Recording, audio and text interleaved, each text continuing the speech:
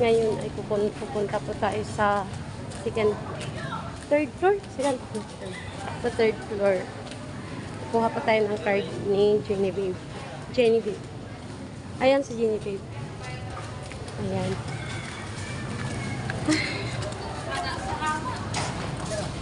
Punta na tayo doon sa taas. Akyat na tayo. Akyat na tayo ko. Ayan. Yan si Genevieve.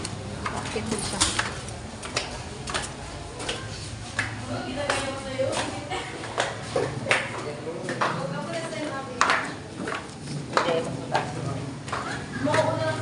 Nandito na tayo sa second floor.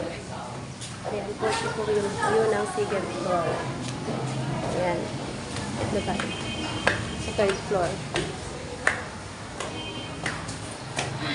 Nakakapagod mag-get guys. Ito po yung third floor. Pinipas kong gano'n.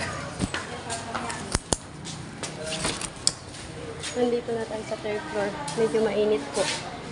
Ito po yung third floor guys ng school ng anak ko. Ayan. Nakapagod. Yan, lahat po yan schools. Yan. Punta na tayo sa room natin. Ayan na siya. Pwede. Yan guys. Ang ganda ng tanawin mo.